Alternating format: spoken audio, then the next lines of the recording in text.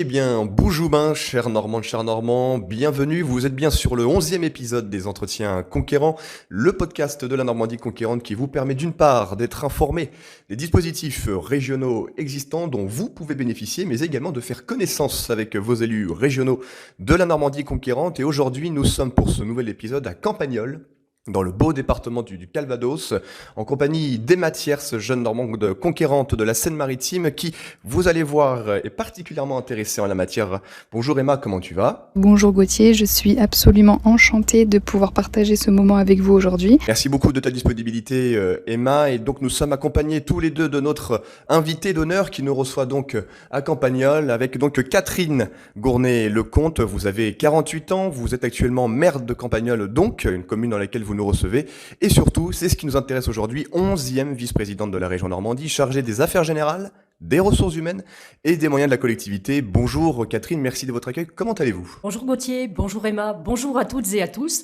Bien écoutez, c'est un réel plaisir de vous accueillir ce matin à Campagnole, au cœur du bocage virois. Plaisir partagé, c'est sans plus tarder mesdames et messieurs que nous allons débuter ce 11e épisode. Vous avez désormais l'habitude, installez-vous confortablement, branchez vos écouteurs ou augmentez votre son. Top départ du 11e épisode des Entretiens Conquérants spécial Affaires Générales, Ressources Humaines et Moyens de la Collectivité.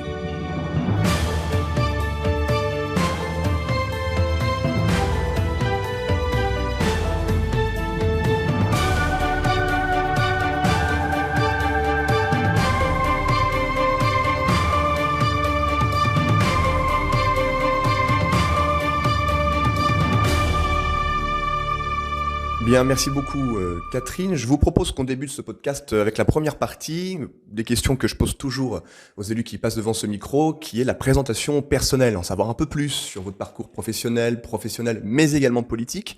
Et donc la première question, d'où venez-vous ? Vos parents étaient-ils de Normandie et surtout, que faisaient-ils ? Eh bien écoutez, je dirais que je suis une Normande pure souche. Je suis née à Vire, donc capitale du bocage virois. J'ai grandi à la Graverie, à quelques kilomètres de Vire, où mes parents avaient une exploitation agricole en polyculture élevage.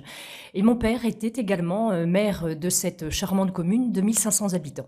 Et vous, de votre côté, donc vous êtes né à Vire, comme vous l'avez dit, en 1974. Quel a été votre parcours estudiantin et surtout, lorsque vous étiez plus jeune, les métiers qui vous attiraient le plus ? Écoutez, j'ai débuté par aller à l'école, dans mon village, à la Graverie, en maternelle et en élémentaire. Ensuite, j'ai pris la direction de Vire, où je suis allée au collège Émile Maupas, puis au lycée Marie Curie. Et ensuite, tout droit vers la capitale, Caen, pour entrer à la faculté, où j'ai suivi tout d'abord des études de géographie, puis ensuite un DESS d'aménagement du territoire, où d'ailleurs j'étais sur les bancs de la fac avec Sophie Gauguin, notre collègue première vice-présidente. À l'issue de ce DESS, j'ai poursuivi ma formation en terre angevine. Je suis allée à Angers, à l'ENACT d'Angers, pour poursuivre et parfaire ma formation, notamment en matière de droit de l'urbanisme. Alors, j'ai toujours été attirée par la chose publique. Je pense que c'est aussi dû à mon éducation, au fait d'avoir toujours baigné dans le milieu de la solidarité, dans le milieu du partage, avec un père effectivement très, très attaché à ses valeurs, qu'il a su nous transmettre, et puis très attaché à l'aménagement du territoire. C'est quelque chose que j'ai viscéralement d'attaché en moi. Petit aparté, vous venez de dire que vous étiez sur les bancs avec Sophie Gauguin. Bertrand Degnaud nous avait également confié avoir été sur les bancs avec elle. Est-ce que vous êtes croisé également avec Bertrand Degnaud ? Non, Bertrand était plus orienté sur du droit au niveau d'Alençon, alors que moi j'ai fait tout mon cursus sur Caen. D'accord, très bien. Moi, c'est quand même curieux de suivre au fur et à mesure des podcasts, de voir que vous avez été plusieurs élus à vous côtoyer, à vous croiser déjà tout jeune. C'est une continuité qui est peut-être un signe du destin. On va continuer sur votre présentation personnelle. Vous êtes donc aujourd'hui mère de 3 enfants, mariée avec un mari donc dirigeant d'exploitation agricole. Concrètement, quel est votre parcours professionnel ? Quelle est donc votre fonction actuelle et votre activité, s'il vous plaît ? Écoutez, donc je vis tous les jours dans une exploitation agricole, puisqu'effectivement mon mari a une exploitation agricole en polyculture, lait, élevage, production de viande, en 100% race normande. Donc voilà mon quotidien. Et à titre professionnel, moi je suis chargée de mission, en charge de mettre en place des politiques publiques. Donc il y a vraiment un lien entre mon activité professionnelle et ma fonction d'élu qui m'amène au quotidien à être au service de nos concitoyens. Effectivement, on va l'évoquer dans quelques instants. Avant vraiment d'entrer dans le vif du sujet de votre parcours politique, vous êtes donc né à Vire, on l'a dit il y a quelques instants, mais c'est bien à Campagnol que nous nous retrouvons aujourd'hui et que vous êtes implanté. Pourriez-vous nous dire quelles ont été les raisons de votre implantation dans cette commune dans laquelle donc vous habitez depuis les années 2000, début des années 2000? Eh bien, là aussi, finalement, c'est un peu le concours de circonstances. C'est la rencontre avec mon époux et puis la recherche d'une exploitation agricole à reprendre qui nous a amenés en terre campagnolaise, avec donc la possibilité de reprendre cette exploitation et de la transformer, de l'adapter, avec la vision que nous avions de partager une agriculture respectueuse de l'environnement et attachée aux races locales. C'est pour ça que nous sommes en 100% race normande. Allez, entrons dans le vif du sujet. Après avoir cité votre parcours estudiantin, mais également votre vie personnelle et professionnelle, parlons politique et vie publique désormais. Vous êtes donc maire de Campagnol, vice-présidente de la région Normandie. C'est ce qui fait que nous sommes ensemble aujourd'hui, mais vous avez également vous exercez plusieurs mandats. Vous avez été élue conseillère générale du canton de Saint-Sever en 2013. Vous êtes première vice-présidente de l'intercommunalité de Vire-au-Noireau, en charge des questions de la transition énergétique et des mobilités, ce qui vous a amené à occuper, et encore à ce jour, le mandat de présidente du SDEC Énergie depuis 2020, après avoir été première vice-présidente de 2014 à 2020, et enfin membre du bureau de 2008 à 2014, et enfin pour terminer, dans la foulée, élu au conseil d'administration de la FNCCR, la Fédération nationale qui regroupe l'intégralité des syndicats d'énergie de France, et qui est présidée par le sénateur honoraire Xavier Pintat. Beaucoup de mandats, beaucoup de responsabilités, Catherine. Deux questions que je vous pose. Pourriez-vous nous expliquer concrètement derrière ces mandats, quelles sont vos missions, vos responsabilités, et qu'est-ce qui vous a poussé surtout à vous engager dans la vie de la cité? Écoutez, je crois qu'il y a un point commun dans mes différents engagements, ce sont que c'est des mandats de proximité, des mandats qui nous permettent d'agir pour le quotidien de nos concitoyens. Nous sommes en prise directe avec les besoins de la société. Je dirais qu'on est vraiment les pieds dans la terre, les pieds dans le cambouis au quotidien. Et c'est ce qui me fait avancer, de trouver des solutions, d'être à l'écoute de nos concitoyens, d'être la première porte ouverte pour échanger avec eux, pour dialoguer, parce que je pense que c'est vraiment quelque chose d'essentiel dans la société dans laquelle nous nous trouvons. On le voit bien aujourd'hui avec, par exemple, la crise énergétique, la crise de l'inflation. Les élus locaux sont vraiment la première porte d'entrée. Et c'est en ce sens que j'œuvre au quotidien. Et alors quand est apparu ce désir, cette volonté de vous engager dans la vie publique, quelle a été la raison vraiment majeure de votre engagement dans la vie publique en tant qu'élu? Alors tout d'abord, j'ai été donc élue maire en 2008 et nous sommes arrivés avec une équipe toute neuve en 2008. Mon prédécesseur avait décidé de ne pas se représenter. Et étant sollicitée par mes administrés, j'ai décidé de franchir le cap puisque toujours intéressée par la chose publique. Et avec l'ensemble de mes collègues, une seule envie, celui de travailler sur le cadre de vie et le bien vivre ensemble. Et je crois que c'est le fil logique qui nous anime depuis plusieurs années et qui nous a permis, à l'échelle communale, de transformer notre commune pour la rendre toujours plus agréable. Et en témoignent les chiffres de la population qui sont en constante augmentation depuis plus de 12 ans maintenant. Avec donc désormais 600 âmes au sein de Campagnol. On va rester en 2008, lorsque vous avez donc été élue à la tête de la commune, première magistrate. Quel sentiment avez-vous éprouvé maintenant que vous avez eu la possibilité d'être à l'œuvre, de mettre les mains dans le cambouis, comme vous avez dit? Comment vous avez vécu cette élection? Et cette élection, je l'ai vécue avec l'ensemble de mes collègues. Ça, c'est vraiment quelque chose d'important. On travaille en équipe. Et on l'a vécu en se disant, ça y est, nous y sommes, maintenant, à nous de jouer. Et à nous de transformer la commune, d'apporter de nouveaux services. La commune s'est développée sous forme d'habitat pavillonnaire. Nous avons la chance géographiquement d'être situés à côté de Vire, où la ville se porte bien au niveau économique. C'est une particularité de celle-ci. Donc petit à petit, nous avons semé pour pouvoir aujourd'hui récolter et avoir une commune qui est attractive.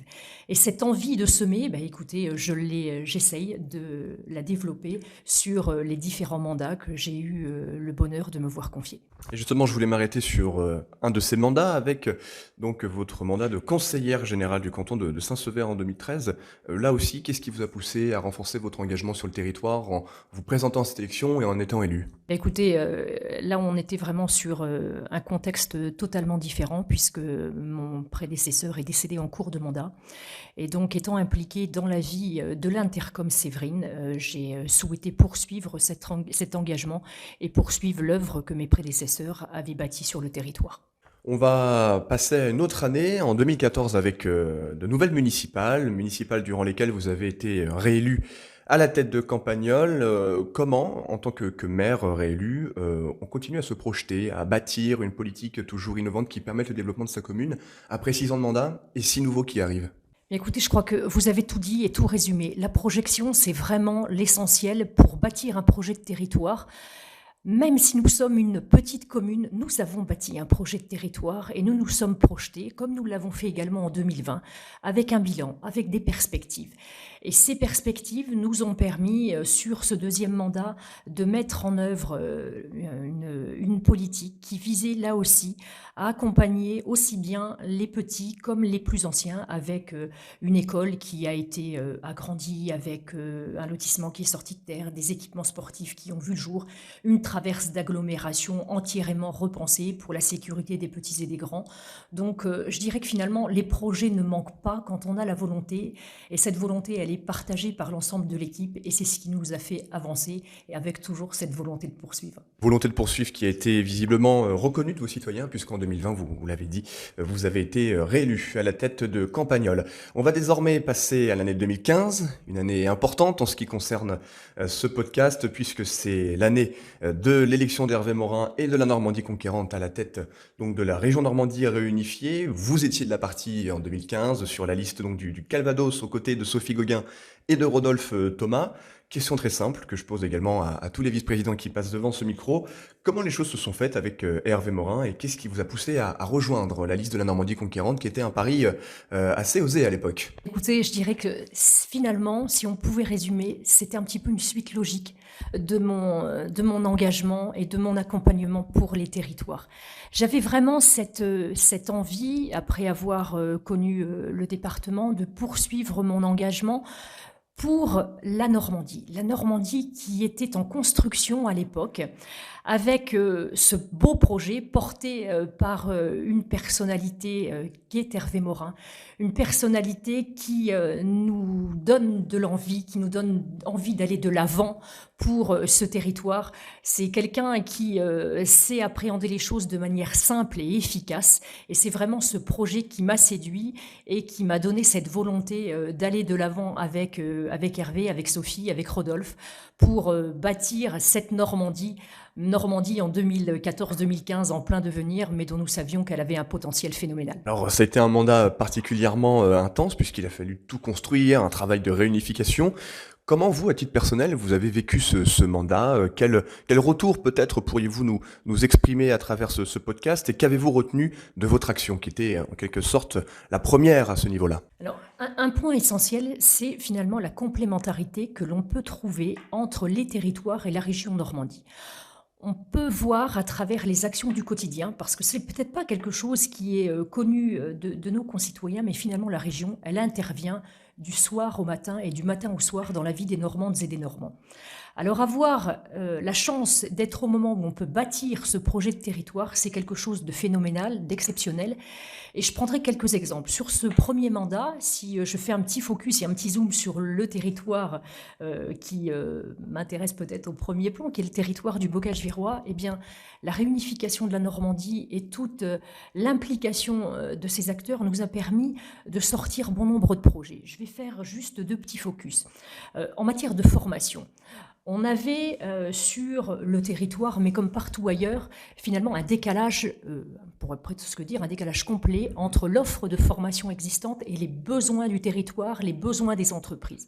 Je me souviens d'une visite au mois de juillet, tout début juillet, où Hervé Morin est venu sur le territoire du Virois. On a rassemblé les entreprises, les chefs d'entreprise, et on a fait le point. Ce qui va pas, comment on peut fonctionner. Et ce décalage justement d'offres de formation, il était criant. Eh bien, avec toute la rapidité et le sérieux qu'on connaît à notre président, nous avons bâti une offre de formation qui réponde pleinement aux besoins des acteurs du territoire du Virois, et ça s'est concrètement traduit par l'ouverture de 2 nouveaux BTS. Voilà un exemple. Merci beaucoup. Et enfin, donc dernière question, on va déposer l'encre de cette première partie en 2021, année d'élection régionale de nouveau. Et à nouveau, la Normandie conquérante a été victorieuse lors de ces élections régionales. Et ça a été une élection particulièrement intense pour vous, puisqu'à l'issue, vous avez donc été nommé par Hervé Morin, vice-président chargé des affaires générales, des ressources humaines et des moyens de la collectivité. Comment les choses se sont faites et comment avez-vous vécu cette reconnaissance de votre travail sur le terrain? Bien, écoutez, effectivement, on ne peut être qu'heureux. Reconnaissant, je pense peut-être que je m'étais fortement impliquée, mais comme je le fais dès lors que je m'engage dans un mandat, je m'étais très impliquée sur la représentation de la Normandie, sur le fait, comme on l'a vu tout à l'heure, avec des dossiers spécifiquement portés sur le territoire. Mon engagement était sincère et réel pour la Normandie, donc là aussi, c'est peut-être une continuité de cet engagement.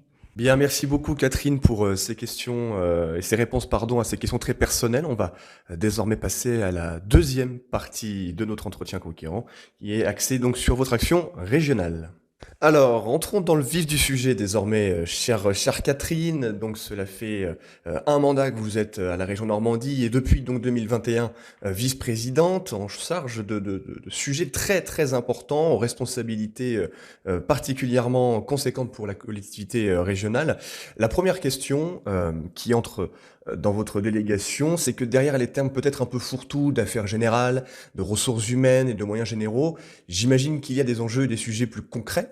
Pourriez-vous concrètement nous présenter de manière générale votre délégation, s'il vous plaît? Écoutez, tout d'abord, je crois qu'à travers, on va y revenir, sur tout le vocabulaire qu'on emploie pour résumer cette délégation, il y a avant tout des hommes et des femmes qui font vivre les services, qui font vivre l'organisation de la région Normandie, et c'est à eux, bien entendu, que je pense et que je me tourne en tout premier lieu. Alors cette délégation, elle regroupe bien sûr toutes les affaires qui regroupent les ressources humaines, mais on parle également de l'ensemble des bâtiments propriétés de la région Normandie, on parle également du numérique, on parle également de toutes les questions d'organisation, de modernisation de la collectivité, des affaires juridiques, c'est un point essentiel dans notre fonctionnement, du fonctionnement des assemblées, que ce soit les assemblées plénières, les commissions permanentes, ou encore l'attribution des marchés, des achats, quelle politique se donne-t-on? Et puis tout cela se regroupe à travers ce qu'on appelle les moyens généraux de la collectivité. Alors, on va décortiquer tout ça en 3 axes, affaires générales, ressources humaines et moyens de la collectivité. Commençons par les affaires générales. Alors, il y a un fonctionnement au sein de la collectivité régionale avec des services et également des élus et des collaborateurs. On va vraiment rester focus sur les services avec qui vous êtes en relation étroite. Quel est le rôle des services de la région Normandie? Comment le tout s'organise-t-il? Et peut-être de manière plus large pour celles et ceux qui nous écoutent et qui peut-être auraient du mal à comprendre le fonctionnement, quel est le processus de création et d'application d'une politique publique régionale et en quoi les services sont-ils importants? Alors, finalement, si on devait résumer cette délégation, finalement, c'est une délégation très transversale qui va toucher, de par son mode de fonctionnement, elle touche l'intégralité des délégations aussi de mes collègues, et tous les collaborateurs de la région sont concernés par ces affaires générales et cette organisation. Alors en région Normandie, comme dans bon nombre de collectivités, nous fonctionnons au niveau des décisions avec des projets qui sont travaillés, portés dans les commissions. Ensuite, un passage, dès lors que c'est des décisions, je dirais, qui concernent le fonctionnement courant de la collectivité, la commission permanente se réunit globalement une fois par mois. Et nous avons en général, en moyenne, 5 séances plénières à l'année qui réunissent l'ensemble des conseillers régionaux et qui permettent de définir et de voter les politiques publiques qui seront mises en exécution et en musique par l'ensemble des services. Et c'est en ce sens qu'effectivement, l'implication de nos collaborateurs est importante dans la maison mère, pourrais-je dire, à travers les 2 sites que sont Caen et Rouen, mais nous y reviendrons un petit peu plus tard, dès lors que nous parlerons des ressources humaines, mais également dans nos lycées, puisque la région est compétente en matière de gestion des lycées. Deuxième axe de notre entretien sur cette deuxième partie, les ressources humaines. Alors la région Normandie, c'est une grande maison avec un certain nombre de collaborateurs qui interviennent dans des champs totalement différents. Pour celles et ceux qui nous écoutent, comment le tout s'articule? Combien y a-t-il de collaborateurs? Et surtout, en quoi, comme vous l'avez dit tout à l'heure dans la première partie, la région Normandie est présente partout dans le quotidien des Normands et des Normands à travers ses ressources humaines? Alors, je ne vais pas épiloguer très longtemps sur les chiffres, mais simplement un qui me paraît essentiel. La région, c'est 4800 agents. 4800 agents répartis entre les sites administratifs et les lycées. La plus grande partie de nos collaborateurs travaillent dans les lycées. Sur les 4800 agents, les 2/3 sont des agents des lycées. Ces agents travaillent au quotidien dans les lycées, font partie de la communauté de vie des lycées, accompagnent nos lycéens, tant au niveau de la restauration que de l'entretien des bâtiments. Et puis, nous avons nos collaborateurs qui, eux, travaillent pour la mise en œuvre de nos politiques publiques, aussi bien sur les sites administratifs de Caen que de Rouen.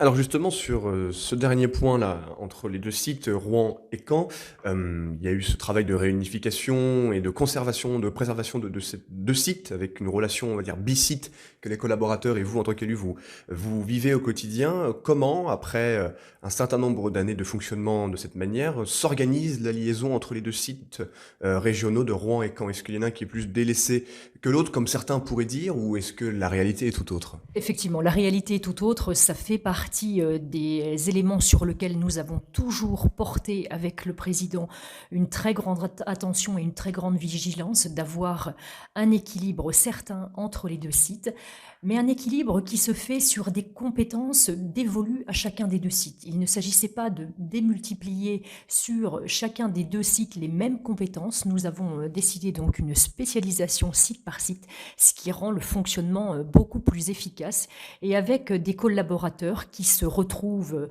ensemble sur des thématiques et des compétences bien spécifiques. Vous l'évoquiez tout à l'heure, effectivement, nous sommes sur le quotidien, le concret. Je vais prendre un exemple, celui des transports scolaires. Eh bien, les transports scolaires, aujourd'hui, depuis la loi NOTRe, c'est la région Normandie qui gère ce service apporté à nos concitoyens, et on le gère de façon à ce que il y ait une véritable interaction avec les territoires. Restons sur la participation de la région Normandie au quotidien des Normands et des Normands. On va revenir très, très rapidement sur les lycées. Vous avez dit que 2/3 des agents régionaux travaillent dans les lycées. Quelle est leur fonction, leur métier? Ce sont des cuisiniers? Ce sont des professeurs? J'en fais exprès, mais quels sont les différents métiers au sein des lycées des agents régionaux? Vous avez effectivement raison de bien cerner finalement la différence entre le corps professoral, qui lui dépend de l'éducation nationale et pour lequel nous n'avons absolument, je dirais, pas de droit de regard, c'est le ministère. Et en revanche, pour ce qui nous concerne, nous avons donc à charge l'entretien des bâtiments des lycées, et nous recrutons le personnel qui a en charge donc la restauration, que ce soit au niveau de la cuisine, que ce soit au niveau de la plonge, que ce soit au niveau des entretiens extérieurs, la tonte de la pelouse, l'entretien courant des bâtiments. Et nous avons également ce qu'on appelle des équipes mobiles qui se déplacent dans les bâtiments, et ce sont des collaborateurs, des professionnels, pourrait-on dire, des professionnels par exemple de la peinture, de l'agencement, et qui vont venir sur des missions ponctuelles et bien particulières, donner un coup de main, permettez-moi l'expression, à leurs collègues situés dans les lycées pour mettre en œuvre des travaux par exemple. On saluera leur engagement quotidien pour l'entretien de nos lycées. On va passer au dernier axe, les moyens de la collectivité. Alors là aussi, la région Normandie est une collectivité aux moyens importants, conséquents.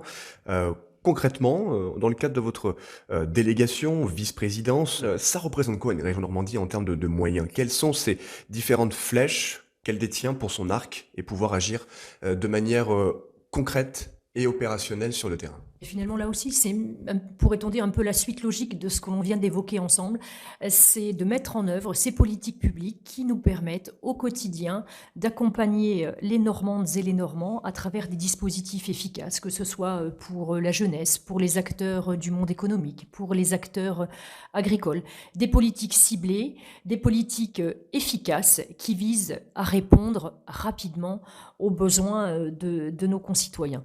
Et je saluerai aussi le travail, peut-être un peu plus le travail de l'ombre, mais porté par les services qui font effectivement partie des moyens de la collectivité. Je pense à tout ce qui gravite autour des marchés publics, autour du fonctionnement des assemblées.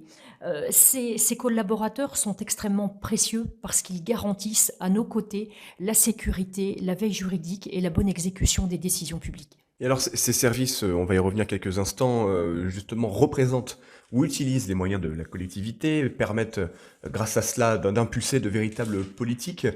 Très concrètement, par rapport à votre expérience, lors de l'ancienne mandature en tant que conseiller régional et désormais aujourd'hui en tant que vice-présidente, comment les moyens de la région Normandie sont-ils mobilisés de manière concrète? Quelques exemples. D'une part, pour soutenir le développement des politiques publiques, et deuxièmement, pour soutenir les acteurs qui font vivre le territoire, la région, aussi bien les associations sportives, culturelles ou également les acteurs économiques. Bien là aussi, on a une déclinaison de process relativement simple sur le développement économique. On sait toute l'implication de notre collègue Sophie Gauguin pour travailler en liaison directe avec les acteurs du territoire et, je dirais, en allant là aussi à la rencontre des acteurs. Je crois vraiment que le mode de fonctionnement de la région Normandie à travers la gestion de ses politiques publiques, c'est d'aller sur le terrain, d'évaluer ce qui fonctionne pas, parce que voilà, personne n'a la science infuse, pourrait-on dire, et également cette volonté à chaque fois de co-construire avec les acteurs. Si je prends un domaine qui m'est cher, celui de l'agriculture, avec notre collègue Clotilde, quand les politiques donc ont été vues et revues, puisque nous avons révisé la politique agricole, et bien là aussi, il y a eu tout un travail de fait avec les acteurs de territoire pour partager, échanger et faire que nos politiques publiques répondent véritablement aux attentes des territoires. Bien, merci beaucoup Catherine pour ces réponses très, très précieuses qui, à n'en pas douter, permettront à nos auditeurs d'en savoir un peu plus sur votre délégation, votre action et de mieux comprendre le fonctionnement de la collectivité régionale qui est celle de la Normandie. On va passer désormais sans plus tarder à la rubrique jeunes. Vous en avez désormais l'habitude, chers auditeurs. C'est la rubrique qui donne la voix à un jeune ou une jeune Normande. Et aujourd'hui, il s'agit, donc vous l'avez compris en introduction, d'une jeune femme, Emma Thiers, qui vient donc de Seine-Maritime et qui, comme je disais en introduction, je me tourne vers vous, vers toi, Emma. Tu es particulièrement intéressée par ce sujet puisque tu as suivi des études de ressources humaines et tu es actuellement active, mais tu vas te présenter dans le milieu des ressources humaines. Comment ça va, Emma? Pourrais-tu te présenter, s'il te plaît? Je suis Emma Thiers, jeune Normand conquérante depuis à peu près 1 an et demi. J'ai 24 ans et je suis originaire de Pavilly, une magnifique commune située en Seine-Maritime. Ces 2 dernières années, j'ai eu la chance d'effectuer un master en gestion des ressources humaines. Donc ce master, j'ai pu l'effectuer en alternance et j'étais en terrain d'apprentissage au sein du département de la Seine-Maritime. Donc le département, c'est une collectivité qui intervient dans des domaines de compétences qui sont un peu différents de la région. Les deux sont absolument complémentaires. Et je suis donc aujourd'hui située à Saint-Barthélemy dans les Antilles françaises, une île sur laquelle j'ai eu la chance de pouvoir trouver un poste en ressources humaines également. Alors ma première question, c'est de savoir combien d'agents travaillent pour la région Normandie et au-delà de ce chiffre symbolique, quelle est la répartition des agents par secteur d'activité. Par exemple, il y a 2 tiers des agents qui travaillent dans les lycées, mais parmi ces 2 tiers, est-ce qu'il y a davantage de cuisiniers ou d'agents dits opérationnels comme vous l'avez évoqué tout à l'heure ? Bien, tout d'abord, merci Emma et merci de nous rejoindre et de vous intéresser à nos questions de ressources humaines parce qu'effectivement, je pense que c'est un beau challenge tout au long de sa vie de se plonger dans ce beau secteur finalement qu'est les ressources humaines parce que ce sont bien les hommes et les femmes qui bâtissent l'avenir de chacune et chacun. Alors sur cette question très précise, on le disait tout à l'heure, c'est à peine 5000 agents qui travaillent en région Normandie, avec effectivement la particularité que beaucoup de nos agents ne sont pas sur site, mais travaillent de manière éparpillée aux 4 coins des 5 départements normands, dans les lycées, des lycées très, très divers, avec des spécialités très diverses, mais qui font et qui reflètent la richesse de la Normandie. Beaucoup travaillent effectivement, la plupart de nos agents des lycées sont en poste fixe dans les lycées, avec pour mission d'assurer la restauration de nos jeunes lycéens le midi et le soir, puisque là aussi c'est une des particularités des lycées. Beaucoup fonctionnent avec un internat et donc doivent assurer la restauration le soir et le petit déjeuner le matin. Ce qui n'est pas sans poser non plus une réflexion, et là je me tourne vers Emma, je pense que c'est des sujets que vous devez travailler dans vos cursus. Aujourd'hui, la relation au travail, notamment depuis la crise sanitaire, a profondément changé, a changé peut-être nos façons de penser, de travailler, a changé peut-être le regard et le sens que l'on peut porter au travail. Et on sait que des métiers tels que les métiers de la restauration souffrent aujourd'hui pleinement de ces différentes évolutions que la profession a pu connaître. Et c'est en ce sens qu'en région Normandie, et je pense qu'on pourra peut-être y revenir tout à l'heure, mais que nous travaillons sur ce qu'on appelle une marque employeur, quelque chose d'essentiel à mettre en œuvre pour continuer à capter et à attirer. Merci beaucoup Catherine pour ces réponses. Vous venez tout juste d'évoquer les mutations dans le monde du travail dues à la crise sanitaire que nous avons traversée, ce qui me permet d'introduire ma deuxième question. Depuis la crise sanitaire, donc le travail s'est généralisé dans le pays. Il y a beaucoup d'entreprises, quel que soit le secteur d'activité, qui l'ont adopté. Et qu'en est-il au sein de la région Normandie? Est-ce que le télétravail a pu être adopté et pérennisé? Et si oui, quelles sont les conditions de sa mise en place au sein de la région Normandie? Effectivement, le télétravail, finalement, on va peut-être le diviser en deux temps. Il y a eu le télétravail sanitaire, obligatoire, puisque nous ne pouvions, et nous étions finalement privés quelque part de liberté pendant ces mois de confinement, donc le télétravail fut imposé pour nos collaborateurs. Et puis aujourd'hui, il y a le télétravail choisi. Télétravail choisi qui permet à nos collaborateurs de pouvoir comme son nom l'indique, télétravailler à domicile ou en tiers-lieu. Là aussi, c'est au choix de nos collaborateurs.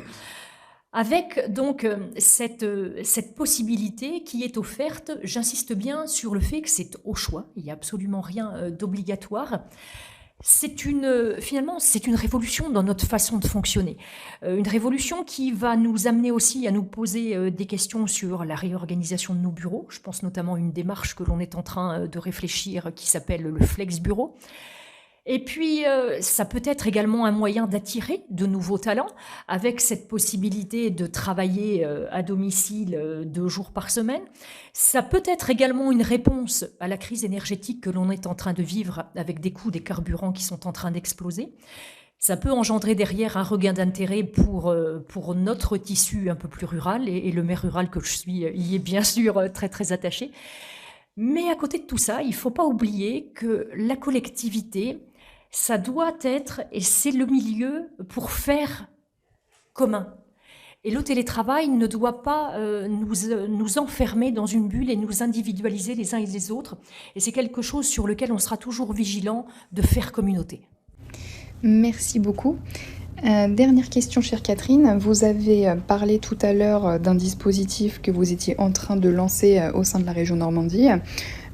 Quels dispositifs jeunesse sont mis en place au sein de la région, notamment pour favoriser l'insertion professionnelle des jeunes via des terrains de stage et des terrains d'apprentissage?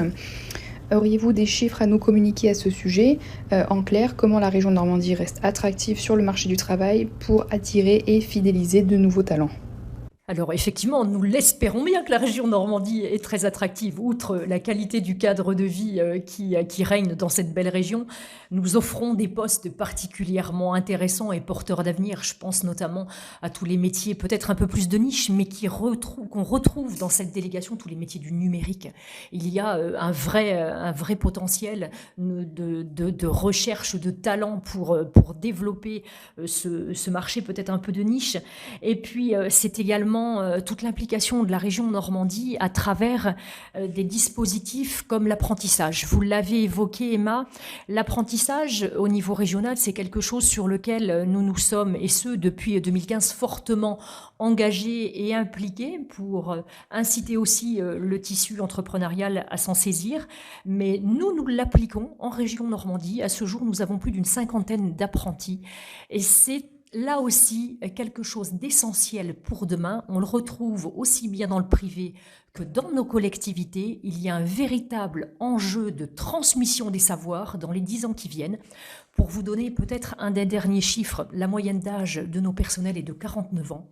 Donc on voit bien que dans les 10 ans qui viennent, il y a un formidable enjeu de renouvellement renouvellement à bâtir, à se saisir, mais pour ce faire et pour accompagner nos collaborateurs aussi bien en fin de carrière qu'en début de carrière, il est essentiel d'avoir cette transmission des savoirs.